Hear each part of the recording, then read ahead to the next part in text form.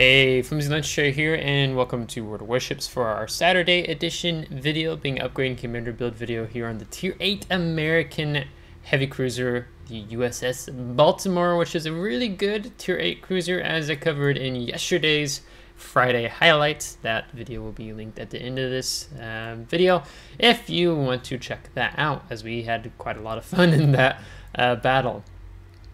So, I'm going to be looking at modules, upgrades. We're looking at the commander, combat signals, so on and so forth. But first off, we need to talk about what type of cruiser is the Baltimore. Yes, we know she's a heavy cruiser, but is she a brawling cruiser? Is she a sniper cruiser? Or is she more a mid-range cruiser?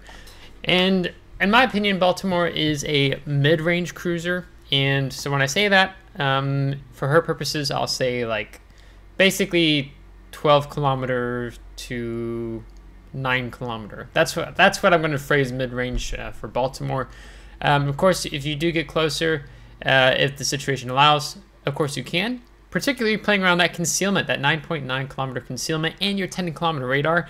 The playstyle of Baltimore, as you actually got to saw quite well in yesterday's video, is playing around the objectives. So we're in random battles, we're playing around capture zones. That's the key objectives of the battle, and we utilize islands as best we could throughout that battle. And, you know, towards the end of the battle, we were within 10 kilometers of the enemy most of the entire time, and we skillfully avoided torpedoes with our high acoustic search, so on and so forth. So she's a mid-range cruiser. Her shells, these 200mm guns, a bit lofty once you start going out in excess of the 13, 14, 15 kilometers.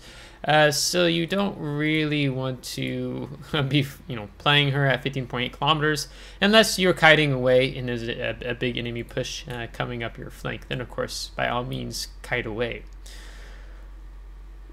Or use an island to fight. It just depends. Okay, so let's talk about the armor layout. So 27mm across the ship, all around. You have a bit of a flat butt, so you do have to be mindful of that if an enemy ship decides to take advantage of that to try to punch through and maybe getting up to your citadel. But 27mm, so it means you can even angle enough to bounce certain gun caliber, larger gun calibers in the game. And you can be really trollish with this 152mm armor belt. There's another video on Baltimore I'll go ahead and put at the end too, where I trolled a Jean Bar, and he shot this.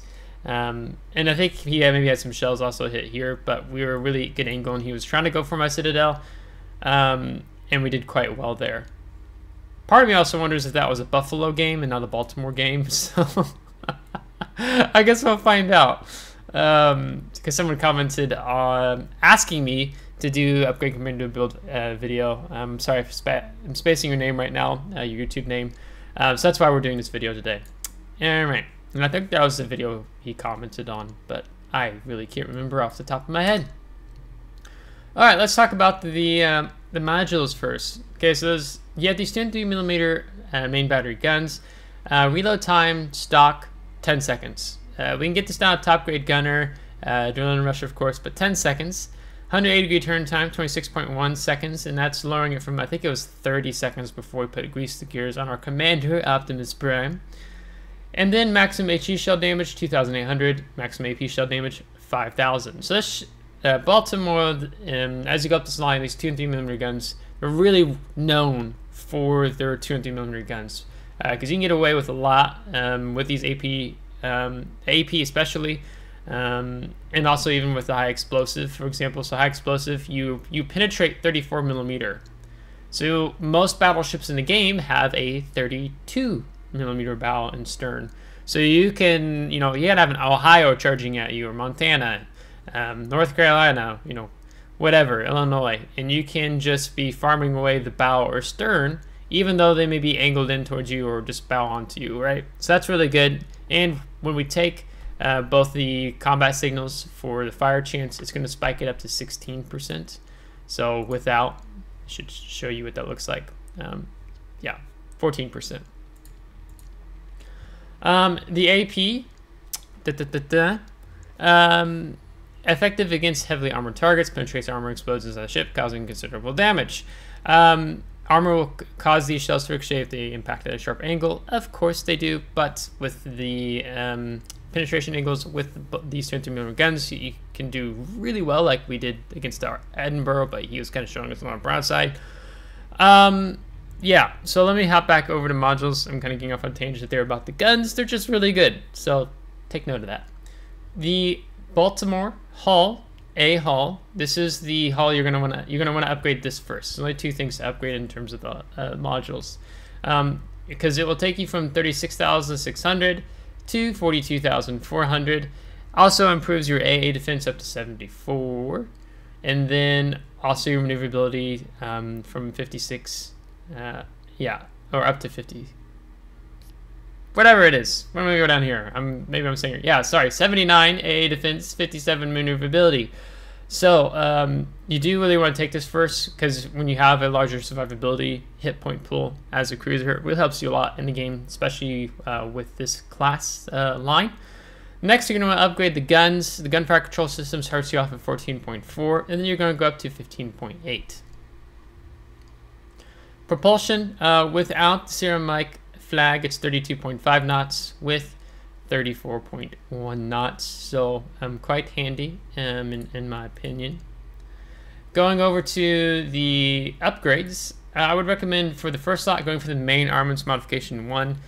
This is going to reduce the risk of your main battery becoming incapacitated by negative 20%, improve your main battery stability by plus 50%, and main battery repair time negative 20%. Now, one of the things I didn't show you, and I meant to when we were looking at the armor, is looking at the armor of these guns. So the front has 203, 95 on the side, go to the back, it's a little weaker, 38, top, 76. So most of the time, of course, you're going to be firing more bow on, right? And so having, your ship revolves around your guns, Baltimore especially.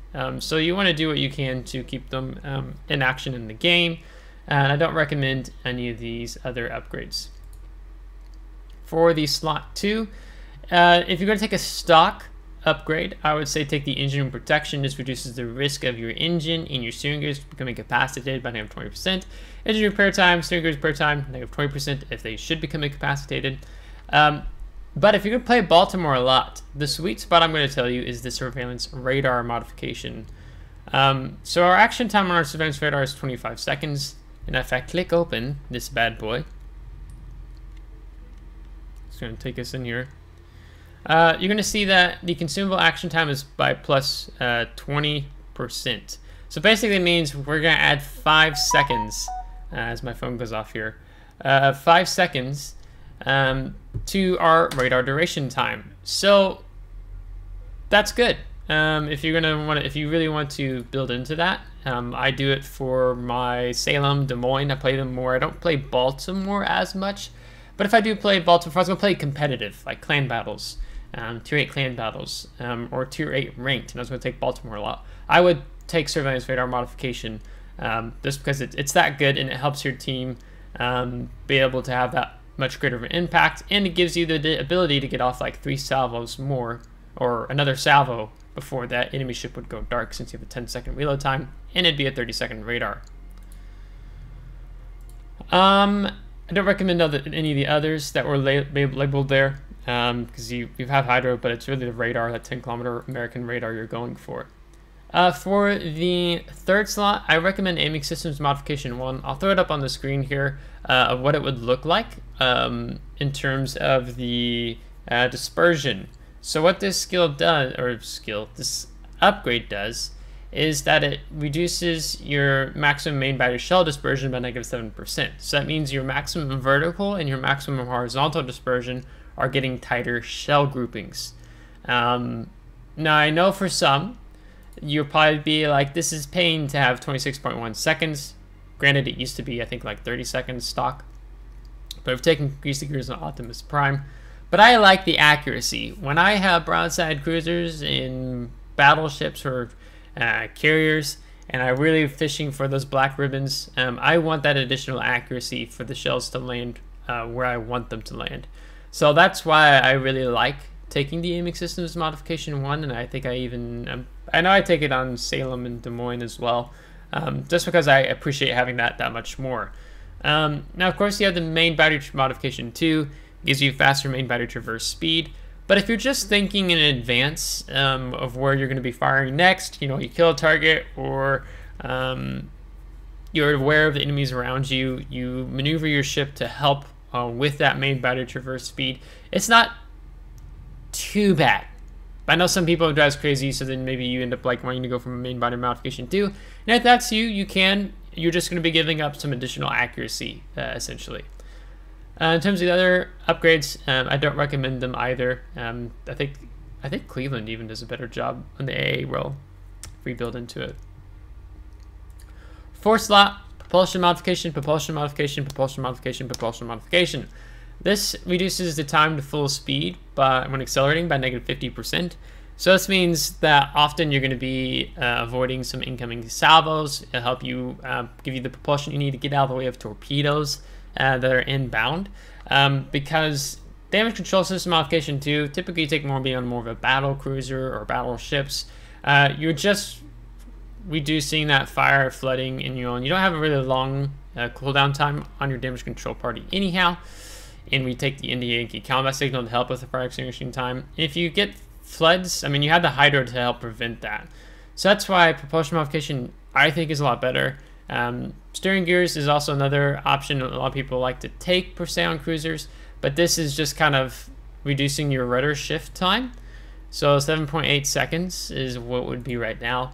But you're still likely taking incoming fire. This doesn't help you accelerate out of the way of a torpedo, as an example. So I have just been lived by this. I run it on my Salem, I run double propulsion on my Des Moines, and I've not looked back, and I absolutely love it. You're talking to a confident American heavy cruiser player here. That's what I'll say. On the 5th slot, the concealment system modification 1 is what you want to go for, because this is what I think it drops you from 11 kilometers to 9.9. And it's really good. So meaning as soon as you get detected, you just pop the radar and you'll see whatever's detecting you. At least you should. I won't guarantee that Wargaming won't mess up in different patches and updates from time to time. Also, ground detectability range, -10%, so 5.9 detectability by air. You have that 5.8 kilometer AA. And then dispersion of shells fired by enemies attacking your ship +5%, meaning they have slightly worse vertical and horizontal dispersion when they're attacking your ship or firing your ship with their guns. So this is really the sweet spot. So if I was going for the ultimate Baltimore build, I would drop the engine room protection, pickup surveillance radar modification 1, and that would be my build here. And I think that would be pretty sweet. We've already talked about the armament a bit. Just note that your depth charge airstrikes are 7 kilometer range. Consumable wise, you've got the damage control party. Action time 5 seconds, cooldown time 60 seconds. You have unlimited number of charges. Just be mindful when you do use them. Typically I use them, like if I'm on fire and a main battery gun got knocked out, or I have 2 fires or a flood, I'll always DCP. But 1 fire, sometimes I'm willing to just let it burn for a bit. For the 2nd slot, you have the option of hydroacoustic search, defensive AA. I'm going to recommend to you the hydroacoustic search. Detection of torpedoes 3.5 kilometers, detection of ships 5 kilometers, submarines at maximum depth 2 kilometers, action time we have 100 seconds, cooldown time 120 seconds. We can take the November Foxtrot. This is going to reduce the preparation or increase preparation and reduce the reload time. So it's going to drop down from 120 to 114 seconds. I do recommend running that. Same with the damage control party. It's going to take you from 60 seconds to 57 seconds. And then also with the radar, it's going to take you from 120 seconds to 114 seconds as it did the Hydro. But the Hydro is really good. Very helpful when you're fighting, using this ship, playing this ship, the play style of playing islands and capture zones, objectives. That's really what this line is about. So being able to have this extension of a 5 kilometer surveillance around whatever's happening around your ship, in addition to that 10 kilometer radar, they work really well in unison together. I've never bothered with defensive AA because you're never going to prevent the first strike unless it's just a bot player who's just flying a straight line all into your flak. So I don't really bother with it so much. Maybe if you're doing operations and you're trying to get Haramis, something like that, where you, Cherry Blossom, think it's Cherry Blossom. I don't know. We're going to have a lot of planes, then sure, take defensive AA, because it's just an operation and you don't need hydroacoustic search for it. Then you have surveillance radar, which we've already talked about a bit. 10 kilometer, it's really good. You can build it up to 30 seconds and actually a little bit more with the commander if we so desire to do so. You also have an option of a fighter, which I don't recommend running. If you're running fighter on your Baltimore, I would totally ask you why. Now, if you're playing co-op, okay, maybe you could take fighter, but I would still ask you why. This case surveillance radar, just getting really used to it is really good, because you might troll yourself. You take fighter in co-op, then you play a random battle, and you don't have your radar. I've done stuff like that before with different ships, especially when I like playing my radar Minotaur, not Smoke Minotaur.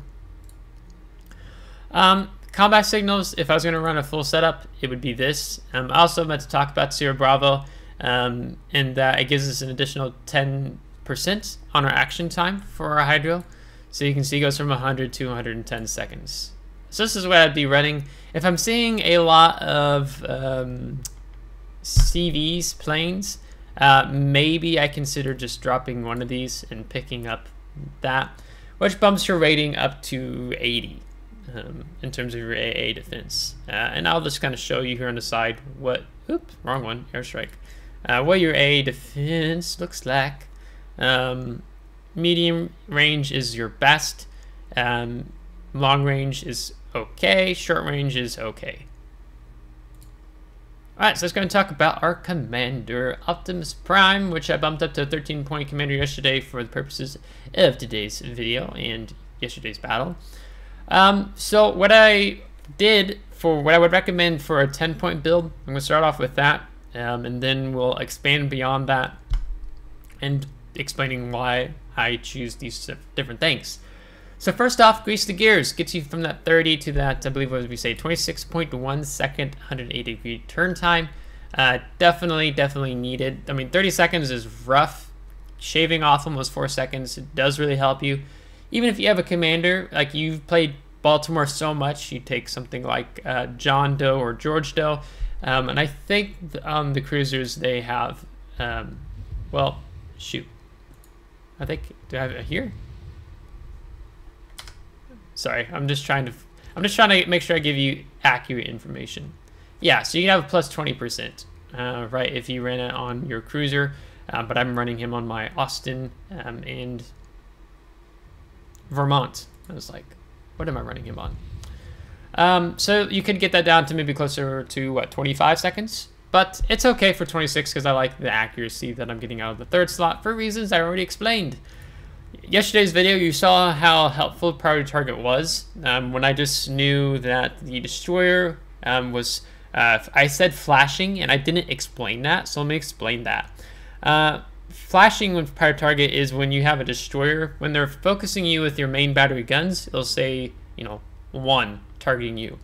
And then you'll see the 1 disappear, but you're still detected. And then you see the 1 come back. So, and that's flashing. What that means is he's switching between his main battery guns to his torpedoes.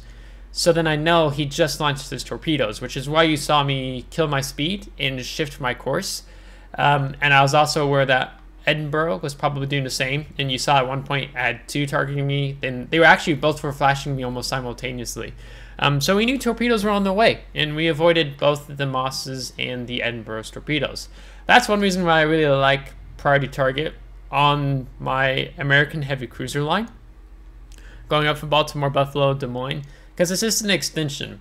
And I didn't have to have hydroacoustic search to tell me that torpedoes were coming. Now, the hydro helped ensure that I did avoid them, but priority target really helps in that regard.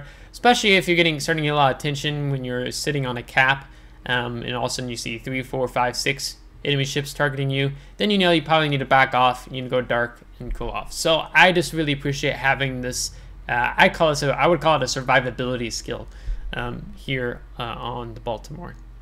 Next, her 6-point commander, take adrenaline rush.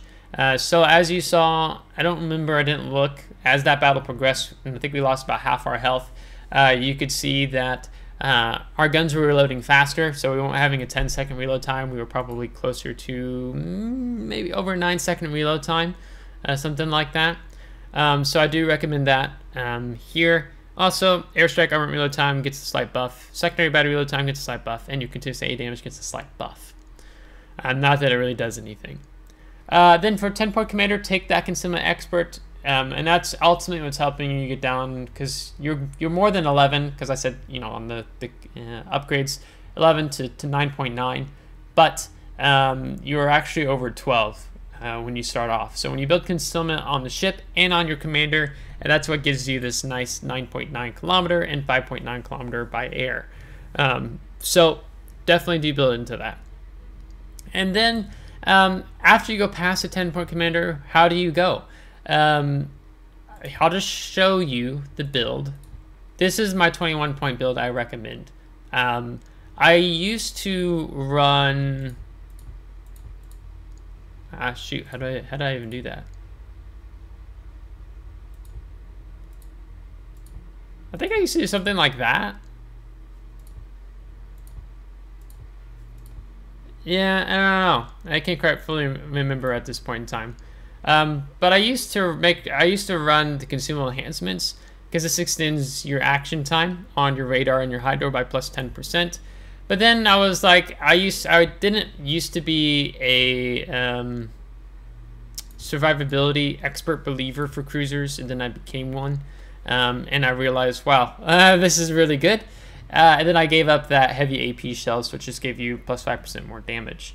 And this build is really good, like really, really good. I like it a ton more than when I used to run these two skills in the past. So let's talk about this, okay? Or maybe it was like this. I think I did something, I don't know. Anyhow, let's talk about going from here. So 10 points. For my 13-point build, I went for superintendent. I want 4 hydros. I want 4 radars. Without, it's 3 radars, 3 hydros. I'm a cruiser player who tends to live to the end of the battle, or at least up until the last few minutes of the battle ending. Okay, so often because of my playstyle, I'm burning through my radars and hydros because I'm trying to help my team win capture zones and the objectives, right?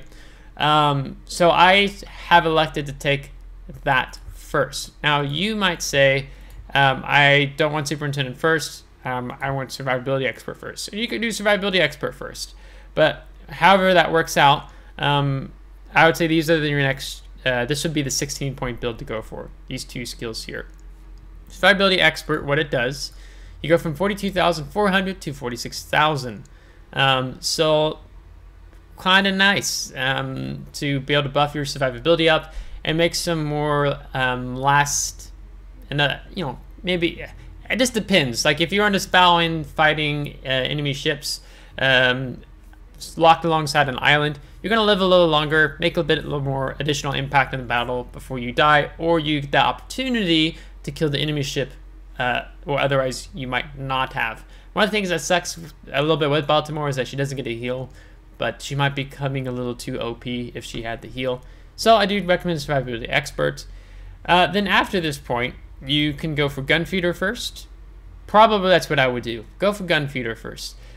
Main battery shell type switching time, negative 40%.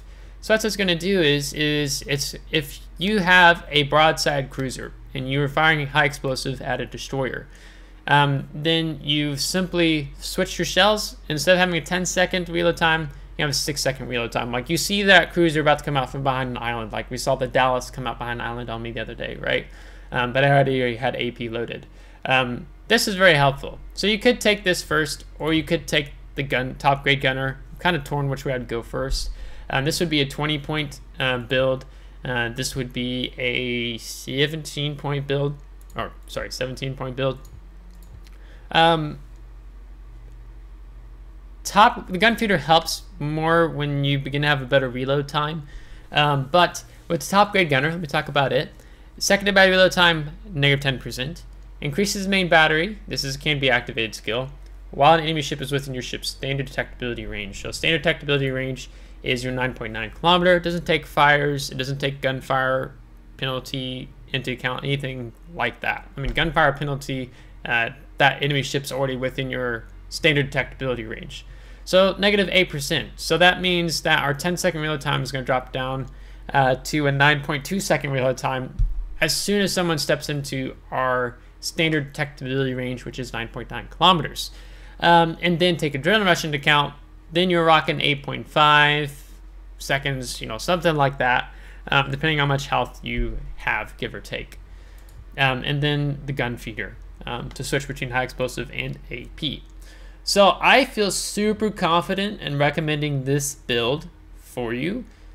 Now, some of you might be asking, Flimsy, is there an alternative build you might suggest? Now, some people like, some people like running radio location. They like to know where the nearest enemy ship is to them, enemy destroyer.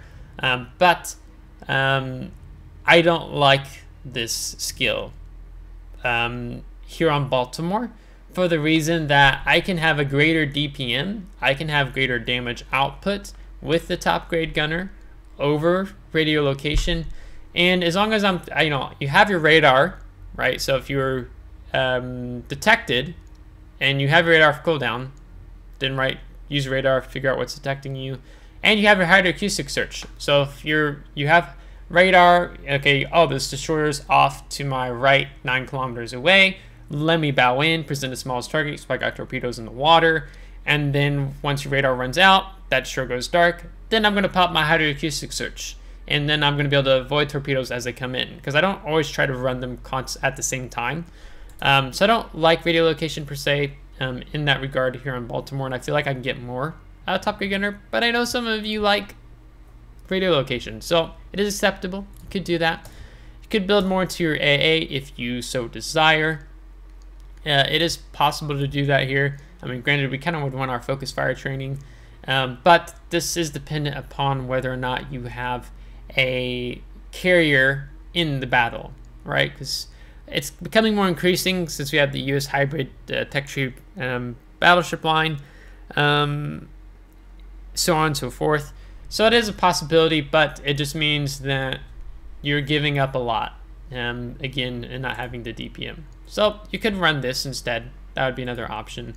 Beyond that, I feel super confident with just recommending this build out to you flat out. Test it out. If you don't like it, you can reset your selection, but I would recommend doing this. So that's going to wrap up our video for today. I have other videos, playing videos on Salem and Des Moines, if you kind of Buffalo, if you want to get a feel for the line of what is to come and why I recommend this build. And I have really good performance in those ships. So I feel confident giving this build. So I hope you found this video helpful. If you liked it, give it a thumbs up. If you didn't, give it a thumbs down. Subscribe if you do want to see more.